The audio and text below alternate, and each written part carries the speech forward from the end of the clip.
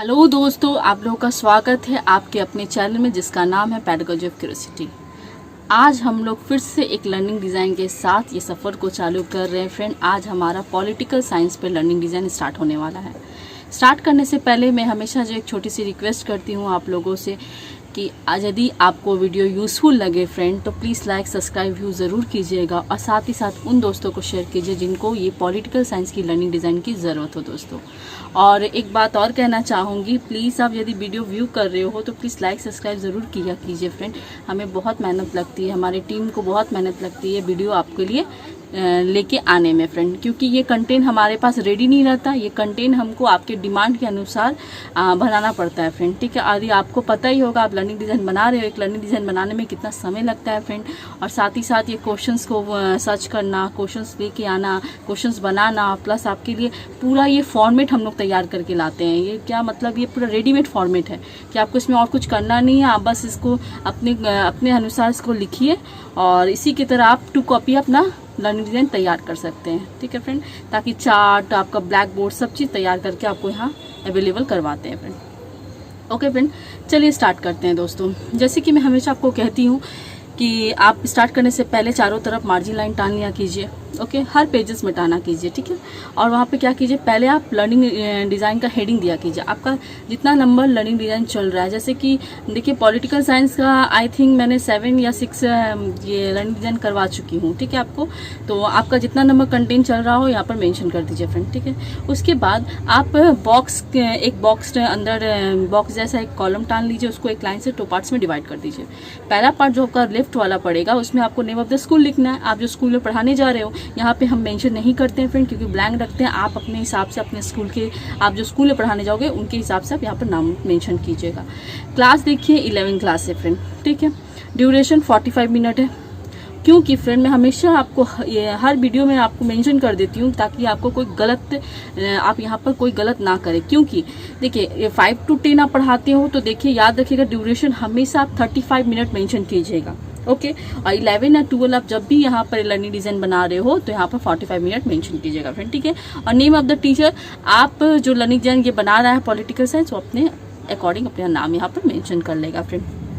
उसके बाद देखिए सब्जेक्ट, राइट में आपको सब्जेक्ट लिखना है। जैसे आज हमारा पॉलिटिकल साइंस चल रहा है फ्रेंड, यदि आपको अदर सब्जेक्ट से रिलेटेड चाहिए लर्निंग डिज़ाइन तो वो भी अवेलेबल है। हमारे प्लेलिस्ट में चले जाइए, आपको बहुत सारे सब्जेक्ट से कनेक्टेड आपको लर्निंग डिज़ाइन वहाँ पर मिल जाएगा फ्रेंड, ठीक है।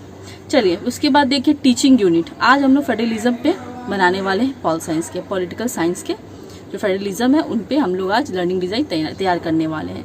सब यूनिट देखिए फेडरलिज्म ही होता है। और टुडे लेसन क्या है, सब यूनिट ही टुडे लेसन आप बना सकते हो, ठीक है। फेडरलिज्म टुडे लेसन ही आज हम लोग का चलेगा फ्रेंड, ठीक है। जैसे देखिए हम लोग अपने फर्स्ट कंपोनेंट पे आते हैं। जैसे कि आप देख रहे होंगे लर्निंग गोल, ओके। लिखने का तरीका हमेशा सेम रहेगा, फॉर्मेट आप हमेशा सेम रखा कीजिए, बस कंटेंट को चेंज कीजिए। जैसे देखिए after completing the unit the student will be able to, okay. ये लिखने का तरीका आप हमेशा देखते हो मेरा सेम ही रहता है दोस्तों। उसके बाद आपको क्या करना है, कॉग्निटिव जो डोमेन आते हैं उनके जो कंपोनेंट है उनके कुछ कीवर्ड आते हैं, उनको यूज़ करके आपको लर्निंग गोल के क्वेश्चंस को बनाना पड़ता है फ्रेंड, ठीक है। घबराइए मत, आपको नहीं आता है तो कोई बात नहीं, आप मेरे प्लेलिस्ट में चले जाइए, वहाँ पर दिखेगा कीवर्ड यूज़ करके आप वीडियो आपको अवेलेबल होगा। वहाँ पर कीवर्ड के कंपोनेंट के द्वारा आप कैसे क्वेश्चन बनाए, कॉग्निटिव के कीवर्ड को यूज़ करके कैसे क्वेश्चन बनाए, वो भी आपको वीडियो आप वहाँ पर अवेलेबल, आप जाके वो वीडियो को देख लीजिए फ्रेंड। यदि आपको क्वेश्चन नहीं बनाने आता है आप बनाना सीख जाओगे दोस्तों, ठीक है। और ये आपके लिए बहुत यूज़फुल रहेगा। आप पहले आप क्या कीजिए, पार्ट टू पार्ट कंटेंट के बारे में जान लीजिए, उसके बाद आप लर्निंग डिज़ाइन बनाने जाइए फ्रेंड, ठीक है। इससे क्या होगा, आपका कॉन्सेप्ट भी क्लियर हो जाएगा और प्लस आपको लर्निंग डिज़ाइन अच्छे से आ जाएगा बनाना, ओके। चलिए रिमेम्बरिंग का मतलब होता है दोस्तों कि आप लॉन्ग टर्म मेमोरी तक उसको कनेक्ट करें, ठीक है। जैसे कि आप रिकॉल करें, ये मेमोरी हमेशा याद रहता है, रिमेम्बरिंग हमेशा याद रहता है, मेमोरी के साथ जुड़ता है। रिमेम्बरिंग कोई भी चीज़, जैसे आपका याद, आप कहीं गए हो, आप किसी की शादी में गए, कहीं गए, कोई पिक्चर्स आपने क्लिक किया, तो आपको वो पिक्चर देखते ही आपको क्या होगा, रिमेंबर आ जाएगा कि हाँ हम लोग यहाँ गए थे, हम लोग इसकी शादी में गए थे, अपने दोस्तों के साथ पार्टी करने गए थे। ये तक यादगार है, ठीक है। एक तरह से आप कोई भी चीज़ देखोगे ये रिकॉल कर लोगे आपके, ठीक है, माइंड में। उसी तरह से क्वेश्चन यहाँ पर भी ढालना पड़ता है फ्रेंड, ठीक है। और एक बात मैं और बोलना चाहूँगी, यदि आप रिमेंबरिंग के कीवर्ड को यूज़ करके क्वेश्चन बनाते हो तो हमेशा आप फैक्चुअल नॉलेज को रिलेट करना क्वेश्चंस को, ठीक है।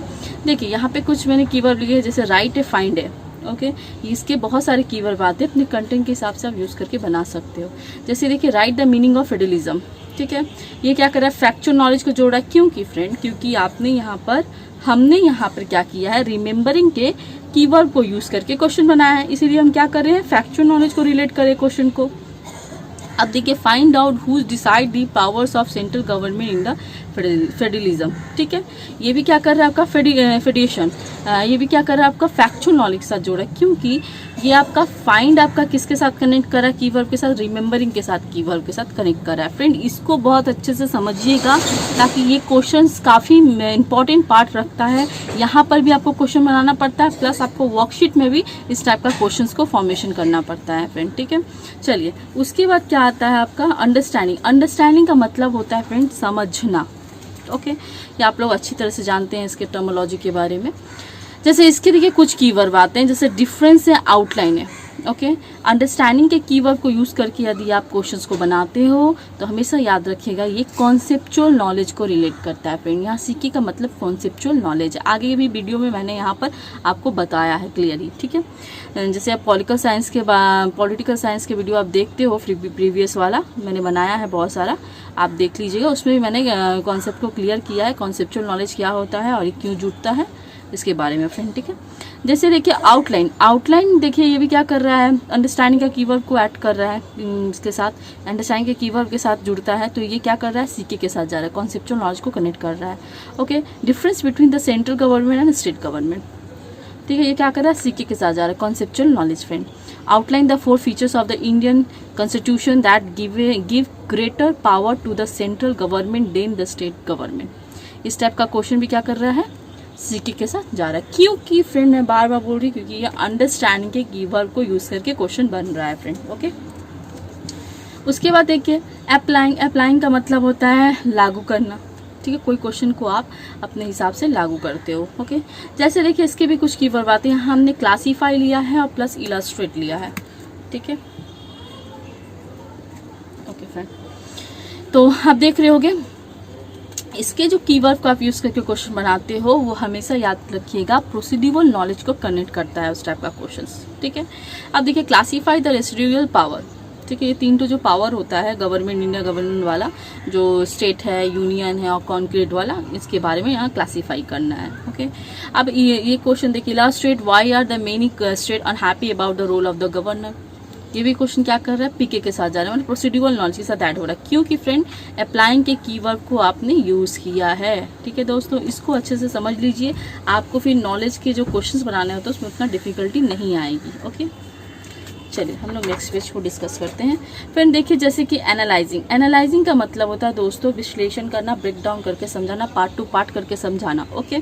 इसके भी कुछ कीवर्ड आते हैं जिसका आप इसके कीवर्ड को यूज करके यदि क्वेश्चंस बनाते हो तो ये भी क्या करता है, प्रोसीड्यूरल नॉलेज को क्वेश्चन रिलेट करता है फ्रेंड, ठीक है।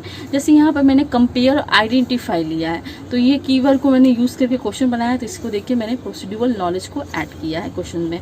देखिए compare the autonomy and succession, ठीक है। फिर क्या है, आइडेंटिफाई 3 फेडरल कंट्रीज, ओके, जो पूरी तरह से ये सेंट्रल कमांड करता है, ओके फ्रेंड, वो वैसा कौन सा कंट्रीज है।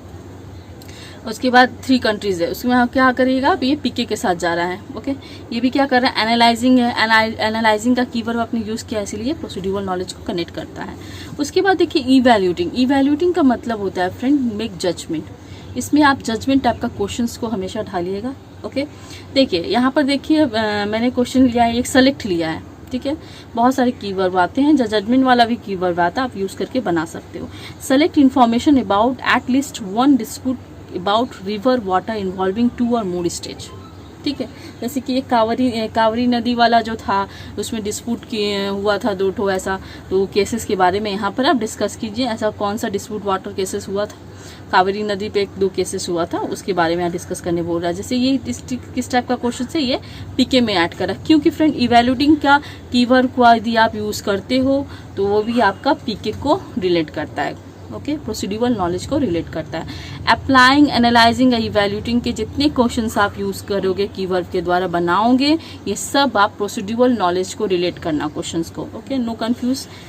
उसके बाद देखिए क्रिएटिंग का मतलब होता है फ्रेंड इन्वेंट वाला क्वेश्चन, इन्वेंटिंग करना, बच्चा खुद बनाता है। तो इस टाइप का क्वेश्चन आप यहाँ पर देखिए, मैंने कंस्ट्रक्ट लिया है, बहुत सारा कीवर्ड है, आप यूज करके उसको भी बना सकते हो क्वेश्चन। इस टाइप का क्वेश्चन का जब कीवर्ड आप यूज करो तो हमेशा याद रखिएगा मेटा कॉग्निटिव नॉलेज को रिलेट कीजिएगा क्वेश्चन को। ठीक है, देखिए construct A list of the states of India and find out the year in which each of the state was created. ठीक है, जैसे स्टेट के बारे में आप यहाँ पर ऑर्गेनाइज करो, इंडिया के कितने स्टेट होते हैं और वो स्टेट किस किस दिन ऑर्गेनाइज किए गए थे, किस किस दिन बने थे, उनके बारे में बच्चों को आप बोलोगे, हम मेंशन करो, चार्ट टाइप का, लिस्ट टाइप का बनाओ। ठीक है, तो ये क्या कर रहा है, मेटा कॉग्निटिव नॉलेज को रिलेट कर रहा है ऐसा क्वेश्चन। ओके फ्रेंड, चलिए अब हम लोग आते हैं अपने नेक्स्ट कंपोनेंट है जो है एनालाइज, लर्नर एंड कंटेंट। ये कंपोनेंट क्या मतलब होता है फ्रेंड, ये कंपोनेंट क्यों एलडी में बनाते हैं, क्योंकि आप इनमें बच्चों को उनके प्रीवियस नॉलेज के साथ जोड़ोगे। जैसे आप एक करेंट नॉलेज कुछ पढ़ा रहे हो, जैसे कि हम इंडिया के बारे में पढ़ा रहे हैं, तो बच्चे से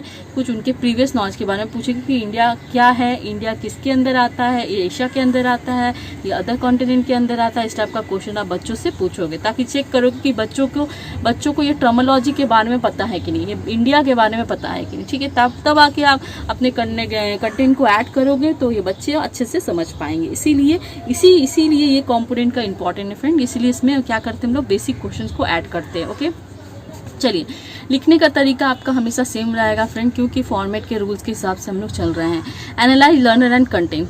The following questions will be asked to the student to determine their general characteristics and primary behavior on the basis of the present relation। क्योंकि हम लोग बार बार में बोलिए फॉर्मेट के साथ हम लोग चल रहे हैं, तो फॉर्मेट को मेंशन ज़रूर कीजिएगा।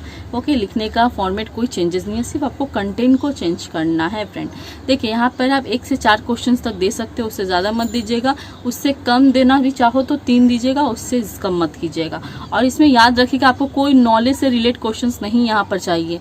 नॉलेज से रिलेट के मतलब आप जैसे कॉग्निटिव और conceptual, factual, Meta cognitive knowledge को रिलेट करके जो लर्निंग गोल में क्वेश्चन बनाते हो, यहाँ पर ऐसा कुछ नहीं चाहिए। यहाँ पर सिर्फ आप सिंपल क्वेश्चन को फॉर्मेशन कीजिएगा, क्योंकि आप क्या कर रहे हो, बच्चे के बेसिक्स नॉलेज को चेक करो। तो बेसिक नॉलेज चेक करने के लिए आपको क्या करना है, बच्चों से छोटे मोटे क्वेश्चंस पूछने होंगे, तभी ना उनके बेसिक नॉलेज को आप चेक करोगे। अब यदि आप फेडरलिज्म के बारे में पढ़ा रहे हो तो डायरेक्ट उनसे पूछ ही लो यार, क्या होता क्या है, ये करेगा क्या। ठीक है, इसका पूरा एकदम इफेक्ट पूछने लगो, आप कुछ उससे ही छोटे मोटे क्वेश्चंस पूछो, जैसे कि what are the key features of federalism. Okay, what is a federalism, example क्या है, who create federalism, name the all the list, can make law. ठीक है, 3 लॉ लिस्ट होता है, उनके बारे में बच्चा बात करेगा, डिस्कस करेंगे आप उनके बारे में से। ठीक है, चलिए अब इसके बाद हो गया, फिर आप develop and select learning materials करोगे। अब पढ़ाना चालू करोगे यूनिट को अच्छी तरह से, तो उसके लिए क्या करोगे, आप अपने लर्निंग मटेरियल्स को लेके आओगे, टीएलएम यूज करोगे। ठीक है, बच्चों को पढ़ाने के लिए। तो आप क्या करते हो, यहाँ पर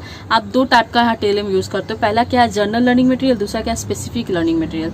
जनरल में आप वो चीज यूज करोगे जो आपके क्लासरूम में अवेलेबल रहता है फ्रेंड, क्योंकि ब्लैक बोर्ड के बिना आप किस क्लासरूम में पढ़ाओगे नहीं, चौक रहता है, डस्टर रहता है, स्कूल बुक भी ऑब्वियसली वहाँ पर रहता है फ्रेंड। ठीक है, क्योंकि आप बच्चों से लेके आप यूटिलाइज कर सकते हो, बच्चे के पास ऑलरेडी स्कूल बुक अवेलेबल रहता है। ठीक है, तो इस टाइप आपको ये सब जो 4 चीजें वो क्लासरूम में अवेलेबल रहता है, इसलिए हम लोग जनरल जो लर्निंग मटेरियल है उसमें हमेशा ये 4 चीज को मेंशन करते हैं दोस्तों। ओके, आप लोग किसी सब्जेक्ट से भी रिलेट करते हो तो आप ये 4 चीज हमेशा स्पेसिफिक जनरल वाला में हमेशा मेंशन कीजिएगा। स्पेसिफिक में आइए, स्पेसिफिक में आपको क्या करना है, रेफरेंस नोट तो आपको लिखना ही लिखना है, क्योंकि फ्रेंड रेफरेंस नोट में क्या आता है, आपका एलडी आता है। जो आप लर्निंग डिजाइन ले जा रहे हो, ये कहाँ आप मेंशन, यहाँ पर तो लर्निंग डिजाइन लिखोगे नहीं, ये रेफरेंस नोट लिखोगे आप यहाँ पर। ठीक है, पीपीटी आप दिए इस अकॉर्डिंग के थ्रू आप कुछ पीपीटी डिजिटल फॉर्म में पढ़ाना चाहते हो, पावर पॉइंट प्रेजेंटेशन के थ्रू पढ़ाना चाहते हो, तो आप ले जा सकते हो। चार्ट ले जा सकते हो, चार्ट तो ऑब्वियसली हर जगह अवेलेबल कर सकते हैं। आप गवर्नमेंट स्कूल में पढ़ा रहे हो, कहीं कहीं ऐसा गवर्नमेंट स्कूल में पढ़ाना पड़ता है जहाँ पर पीपीटी का कोई प्रोवाइड नहीं रहता, वहाँ पर कोई सोर्सेस नहीं रहता आपको, तो क्या करोगे, आप चार्ट ले जाओगे, कुछ डेमो ले जाना, आपको जैसे कि मॉडल तैयार कर लेना, इस टाइप का चीज़ आप वहाँ पे यूज़ करोगे तो यहाँ पर आप मेंशन ज़रूर कीजिएगा स्पेसिफिक्स में, ठीक है। चलिए अब हम लोग आते हैं अपने सबसे इम्पॉर्टेंट कॉम्पोनेंट है जो है हमारा लर्निंग स्ट्रेटजीज। इसके विदाउट तो लर्निंग डिज़ाइन बनता नहीं है फ्रेंड, ये सबसे इम्पॉर्टेंट पार्ट है लर्निंग डिज़ाइन का। ओके इसको डिस्कस करने के लिए आपको 2 पार्ट्स में इसको डिवाइड करना पड़ता है। पहला आप देखिए लर्निंग एरिया, दूसरा है क्या है लर्निंग स्ट्रेटजीज। लर्निंग एरिया में आपको वो चीज़ कवर करना पड़ता है, वो चीज़ डिस्कस करना पड़ता है जो आप टॉपिक को पढ़ाने वाले हो, ठीक है। उसको आप first phase, second phase, third phase 3 part में डिवाइड कर दो। फर्स्ट फेज में आप हमेशा याद रखिएगा कॉन्सेप्ट या डेफिनेशन दीजिएगा, सेकेंड फेज में आप चार्ट वर्क करवाइएगा और थर्ड फेज में आप बोर्ड वर्क करवाइएगा, ठीक है। ये 3 जो मेरा ये फॉर्मेट का 3 कंपोनेंट मैंने बांट रखा है ताकि इजी वे से आप इसको प्रोसेस को आगे बढ़ा सको, ठीक है। देखिए लर्निंग स्ट्रेटजी में आपको वो चीज़ लिखना है कि ये जो टॉपिक आप पढ़ाओगे आप किसके थ्रू पढ़ाओगे, डिस्कशन मेथड के पढ़ाओगे कि आप लेक्चर मेथड से पढ़ाओगे या कि आप ये डेमोन्स्ट्रेशन मेथड दोगे, इस टाइप का, ठीक है। प्लीज़ फ्रेंड आपसे एक रिक्वेस्ट करूँगी लेक्चर मेथड कहीं भी आप यूज़ मत कीजिएगा, क्योंकि लर्निंग डिज़ाइन में लेक्चर मेथड यूज़ नहीं होता है, क्योंकि ये टीचर चिल्ड्रन सेंटर है, ये टीचर सेंटर नहीं है। टीचर सेंटर जो होता था लेसन प्लान, अभी हम लोग यहाँ पर लर्निंग डिज़ाइन कन्वर्ट करके यहाँ क्यों लाया गया, क्योंकि इसको चिल्ड्रन सेंटर रखा गया, क्योंकि ये बच्चों के एक्टिविटीज़ को यहाँ इंपॉर्टेंट दिया जाता है। इसीलिए यहाँ पर लेक्चर मेथड मत रखिएगा। लेक्चर मेथड जहाँ हो जाएगा मतलब समझिए कि यहाँ पर सिर्फ टीचर एक्टिविटी कर रहा है, बच्चा कुछ नहीं कर रहा है। इसीलिए आप discussion method, demonstration method, project method, इस ऐसा मेथड यूज़ कीजिएगा लिखने के लिए, ताकि ऐसा लगे कि यहाँ बच्चा भी एक्टिविटी कर रहा है टीचर के साथ। ओके चलिए फर्स्ट पेज में आपको क्या लिखना है, discuss the concept of federalism, ठीक है। मैं हमेशा बोलती हूँ आप डेफिनेशन हो तो डेफिनेशन ऐड करना, कॉन्सेप्ट हो तो कॉन्सेप्ट ऐड करना, इंट्रोडक्शन है इंट्रोडक्शन ऐड करना, ठीक है। क्लासरूम में जाते ही तो आप सीधा नहीं चले जाओगे फेडरलिज्म का कॉजेज बोलो, इफेक्ट बोलो, आप उनके बारे में कुछ समझाओगे। जैसे आप क्लासरूम में पहली बार जाते हो तो अपना इंट्रोडक्शन देते हो, ये तो नहीं बोलते चलो स्टार्ट करो आज हम लोग ये पढ़ाएंगे, चैप्टर खोलो, बुक खोलो, आओ बच्चों। तो इससे क्या होगा, बच्चों में इंटरेस्ट ही नहीं जगेगा कि वो तो टीचर का नाम ही नहीं जानता है, पहले टीचर का इंट्रोडक्शन ही नहीं हुआ, आपने बच्चों से इंट्रोडक्शन ही नहीं लिया और क्लास चालू कर दिया। ऐसा तो नहीं होता फ्रेंड। इसीलिए आप यदि क्लासरूम में जाते हो तो पहले ये कॉन्सेप्ट का डेफिनेशन या कॉन्सेप्ट को क्लियर करते हो कंटेंट का, ठीक है, उसके बाद कोई वर्क करते हो, ठीक है। इसीलिए आप फर्स्ट फेज में हमेशा कॉन्सेप्ट और डेफिनेशन ऐड कीजिएगा friend. The teacher will discuss about the definition, federalism का एक छोटा सा डेफिनेशन यहाँ पे ऐड कर दीजिए। क्लासरूम में तो ऑब्वियसली आप इसको अच्छे से पढ़ाओगे, पर एलडी में आप हमेशा छोटे से ही लिखिएगा, क्योंकि आप 60 लर्निंग डिज़ाइन बना रहे हो फ्रेंड, 1-2 तो नहीं बना रहे हो, क्योंकि ये कंटेंट अभी बहुत ही हेवी होने वाला है, और जब हेवी कंटेंट ज़्यादा हो जाएगा तो आप बैंडिंग करवाओगे एक साथ, तो काफ़ी हेवी होने की वजह से फटने का भी डर रहता है फ्रेंड, ठीक है। चलिए अब सेकेंड फेज में आपको क्या करना है, मैंने हमेशा कहा है चार्ट वर्क यहाँ आपको शो करना है। तो explain the state list, union list and concrete list, जो 3 लिस्ट है उसके अकॉर्डिंग जो हमारा फेडरलिज्म का जो गवर्नमेंट चलता है, ठीक है, तो उसके बारे में आप क्या कीजिएगा, यहाँ पर चार्ट शो कीजिएगा friend. The teacher will show a chart about the state, union and concrete list, ठीक है। आप ऐसा एक चार्ट बना लीजिए, ठीक है। देखिए 3 लिस्ट के बारे में, सेंट्रल लिस्ट हो गया, कॉन्क्रीट लिस्ट इसके दोनों के बीच में, कि दोनों मिलके ये कॉन्क्रीट लिस्ट चलाता है, इसीलिए दोनों का भागीदारी रहेगा, यहाँ पर पोर्शन रहेगा। स्टेट गवर्नमेंट स्टेट लिस्ट चलाता है, यूनियन लिस्ट चलाता है, ओके।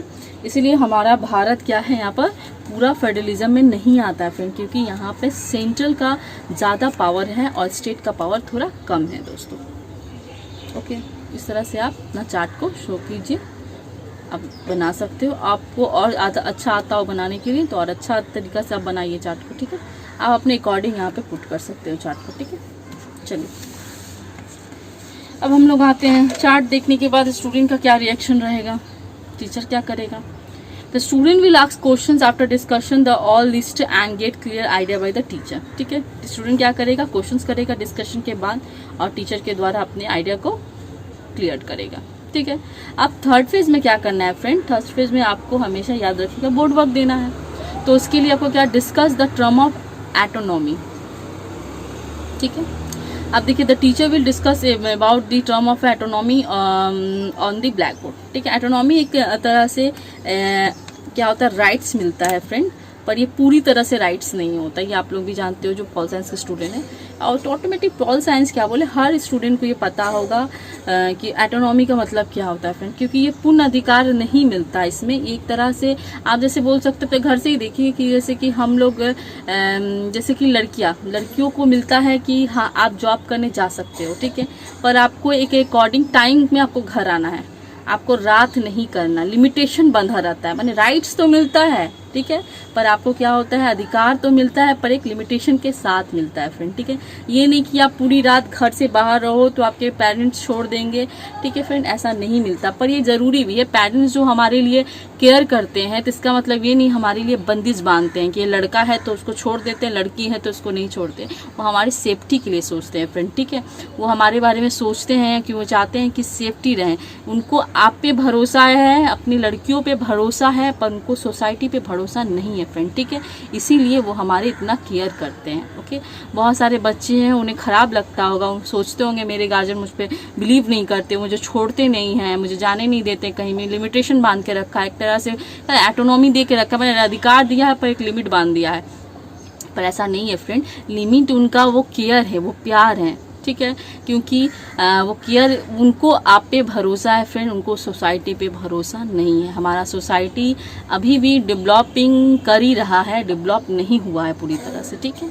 चलिए फ्रेंड, अब हम लोग स्टार्ट करते हैं एंटोनॉमी का। थोड़ा डेफिनेशन बताइए, ये जैसा एग्जाम्पल दे दीजिए आप बच्चों को, उनके रेगुलर लाइफ से ऐड करते हुए एग्जाम्पल दीजिए, ठीक है। इससे क्या होगा, बच्चों को एंटोनॉमी के जो टर्मोलॉजी है उनके बारे में समझ में आएगी। बहुत ही बड़ा टर्मोलॉजी, उसको समझना बहुत ज़रूरी है फ्रेंड। ओके, चलिए उसके बाद देखिए क्या करता है, the teacher will explain the term of autonomy with discussion method through active participation student. जो हम लोग फॉर्मेट में हमेशा लिखते हैं फ्रेंड, वही यहाँ पर मेंशन आपको करना है, ठीक है। चलिए, आपने यूनिट पढ़ा दिया और उसके बाद आप चेक करोगे कि आपकी यूनिट कितनी इफेक्टिव रही कि नहीं रही। तो उसके लिए आप क्या करोगे, आप एक क्वेश्चन पेपर तैयार करोगे, ठीक है। सिर्फ फॉर्मेटिव टेस्ट ले लोगे। फॉर्मेटिव टेस्ट का मतलब आप वर्कशीट तैयार करोगे जो 10 मार्क्स का होगा। आप क्लासरूम में वहाँ पर आप पढ़ाने के बाद मैंने इमरजेंसी में ले लोगे, बस लेना है आपको। क्लासरूम में पढ़ा दिया आपने, ले लिया, ठीक है। क्लासरूम में तो आप वर्कशीट नहीं बना के ले सकते, आप वर्बल पूछ सकते हो, पर एलडी में तो आपको दिखाना पड़ेगा। वर्बल तो यहाँ पर नहीं बोल दोगे कि वर्बल दे लिए थे दिखा दिए, नहीं, आपको वर्कशीट तो देना पड़ेगा फ्रेंड। तो यहाँ डिजाइन फॉर इवोल्यूशन है, उसमें जाके आप वर्कशीट तैयार कीजिए 10 मार्क्स का। आप इसमें अपने हिसाब से क्वेश्चन दे सकते हो, जैसे कि आपको क्वेश्चंस नहीं मिल रहा है और इसमें आपको नॉलेज को रिलेट करके क्वेश्चन देना है फ्रेंड, ठीक है। जैसे आप लर्निंग गोल में आपने दिया, वैसे यहाँ पे भी आपको मेंशन करना है। यदि आपके पास एक्स्ट्रा क्वेश्चन नहीं अवेलेबल है तो जो आपने लर्निंग गोल में यूज़ किया है वो क्वेश्चन यहाँ पर आप दे सकते हो, कोई दिक्कत नहीं है फ्रेंड, ठीक है। मैं यहाँ पे ज़्यादा रेफरेंस करती हूँ MCQ question, filling the blanks question, आपको match the following short question यहाँ पर ज़्यादा देना पसंद करती हूँ फ्रेंड, ठीक है। आप देना चाहो तो दे सकते हो, दिक्कत नहीं है। Group then under the union state and concrete list as provided in the table below, ठीक है। यहाँ पे देखिए union list, state list, concrete list में कौन कौन सा डिपार्टमेंट आता है यहाँ पे आपको मेंशन करें, क्योंकि ये ऑलरेडी आपने डिस्कस किया है बच्चों को। किसके थ्रू किया, TLM के थ्रू किया, आपका चार्ट है, आपने चार्ट के थ्रू बच्चों को डिस्कस किया। तो इस टाइप का क्वेश्चन आप जरूर दे दीजिए बच्चों को, ताकि बच्चे कर पाएंगे। 5 मार्क्स का क्वेश्चन आपने पुट कर दिया। ये क्या कर रहा है, आपको प्रोसीड्यूरल नॉलेज के साथ ऐड कर रहा है फ्रेंड, ठीक है। उसके बाद देखिए फिर आपने क्या किया, मैच द फॉलोइंग कर दिया। यहाँ पर देखिए which pair is not corrected, आपने यहाँ पर मैच द फॉलोइंग के थ्रू बताया कौन सा पेयर इसमें करेक्ट नहीं है, क्योंकि ऑलरेडी ये बच्चा ऑर्गेनाइज कर चुका है कि स्टेट गवर्नमेंट में कौन ये करता है, स्टेट लिस्ट आता है, सेंट्रल गवर्नमेंट यूनियन लिस्ट करता है, सेंट्रल स्टेट में क्या करता है, कॉन्क्रीट करता है, लोकल गवर्नमेंट में ये नहीं आता, रेसिडुअल पावर नहीं आता। तो ये ऑब्वियसली बच्चा आराम से यहाँ पर जवाब दे पाएगा। तो ये क्या कर रहा है, CK के साथ जा रहा है। CK मतलब आपका कॉन्सेप्चुअल नॉलेज का, बच्चा का कॉन्सेप्ट को बढ़ा रहा है, ठीक है। 2 मार्क्स का आपने दे दिया। उसके बाद देखिए फ्रेंड, एक क्वेश्चन आपने फॉर्मेशन कर दिया। What is the main difference between a federal from A government and A unitary one, okay, explain with an example के साथ। आपने क्वेश्चन यहाँ पर ये भी देखिए CK को ऐड कर रहा है फ्रेंड, ये 3 मार्क्स का क्वेश्चन हो गया, ठीक है। आपने क्वेश्चन दे दिया, बच्चे ने सबमिशन भी दे दिया कंप्लीट करके टेस्ट को। फिर आप चेक करते हो, चेक करने के बाद आपको पता चलता है कितने बच्चे कर पाए कि नहीं कर पाए। जिन बच्चे को नहीं आया उनके लिए आप क्या करोगे, उनको तो इस तरह छोड़ नहीं दोगे कि आप जैसे कि जिन बच्चों को समझ में आया आप उनके साथ ले पड़े, ले चले, आगे क्लास चालू कर देते हैं, अब जो गया वो छोड़ दो, जाने दो उनको। नहीं फ्रेंड, उनको भी लेके आपको आगे बढ़ना है। तो उनको जो लेके आगे बढ़ना है तो आप वही क्लास में तो उनको समझाने नहीं बैठ जाओगे, आप क्या करोगे, रेमेडियल क्लासेस दोगे। जो एक्स्ट्रा क्लासेस का नाम ही रेमेडियल क्लासेस है, ठीक है। तो यहाँ पर एलडी में क्या करोगे आप, डायग्नोसिस फॉर रेमेडियल क्लासेस जो यहाँ पर लिखने का तरीका ये हमेशा सेम ही मैं लिखती हूँ। If there is any need by remedial classes then the teacher will arrange it according to need. उनके नीड के हिसाब से आप उनको रेमेडियल क्लासेस दे सकते हो फ्रेंड। ठीक है फ्रेंड, मैं एक छोटी सी और बात कहना चाहूँगी कि ये फॉर्मेट काफ़ी इजी है, इसीलिए मैं आपको शेयर कर रही हूँ, आपको बता रही हूँ, ताकि आप इसके द्वारा आप 60 लर्निंग डिजाइन आराम से बना पाओ। ठीक है, मैं चाहती तो उसको और ज़्यादा बड़ा कर सकती थी, 8-9 पेजेस का फॉर्मेट बना सकती थी, पर क्या होता है कि 8-9 पेजेस का फॉर्मेट आप एक एलडी के लिए यूज़ कर सकते हो। आप 60 एलडी के लिए आप जैसे कि आपको जैसे तुरंत बनाना पड़ता है, जैसे आपको 3 महीना का समय मिलता है, 3 मंथ्स का समय मिलता है कि उसके अंदर आपको एलडी को कंप्लीट करना पड़ता है। दोस्तों एलडी के साथ साथ बहुत कुछ होता है, जैसे कि ये सेमेस्टर के लिए आप स्कूल इंटर्नशिप का जो फाइल तैयार करते हो, फिर से आपका इंटर्नशिप रहता है, इसमें आपको सब अकॉर्डिंग के समय के साथ आपको करना पड़ता है फ्रेंड। इसीलिए ऐसा फॉर्मेट आप यूज़ कीजिए ताकि आप उसको जल्द से जल्द कर पाओ। ठीक है, ताकि आप एक बार में अच्छे से समझ लो, आप प्लस आपका प्रैक्टिकल के साथ आपका थ्योरी क्लासेस भी, थ्योरी के लिए भी जो प्रिपरेशन होता है आपका हो जाएगा, एक्स्ट्रा आपको वहाँ पर एफर्ट नहीं डालना पड़ेगा। ठीक है, एक्सटर्नल जब आए तो बाई चांस आपसे पूछ लिए कि आपने ये फॉर्मेट तैयार किया, किसके तैयार, मैंने क्या क्या इस फॉर्मेट के अंदर है, आप क्या क्या यूज़ करते हो, क्यों यूज़ करते हो, ताकि ये मेरा जो एक्सप्लेनेशन है आपको याद हो जाए, रिकॉल हो जाए। ठीक है, रिमेम्बरिंग की तरह आपको याद हो जाए फ्रेंड। ठीक है, ताकि आप फ्यूचर में भी कभी ना भूले और एक्सटर्नल के सामने तो हम भूले ही ना भूले, आपका वाइवा आराम से हो जाए। ठीक है फ्रेंड, आप वाइवा में अच्छे नंबर भी लाओ और मैं उम्मीद करती हूँ फ्यूचर में ये एलडी आप कभी नहीं भूलोगे फ्रेंड। ठीक है, thank you so much friend, video को इन तक देखिएगा समझने के लिए, और साथ ही हमें सपोर्ट करने के लिए बहुत बहुत धन्यवाद। और आप यूं ही हमारे चैनल के साथ जुड़े रहिए, हम कोशिश करते रहेंगे आपके सब कमेंट को, कमेंट के जो रिक्वेस्ट है सबको फुलफिल करने का। और फ्रेंड आप यदि आप व्यू करते हो प्लीज़ लाइक सब्सक्राइब ज़रूर किया कीजिए।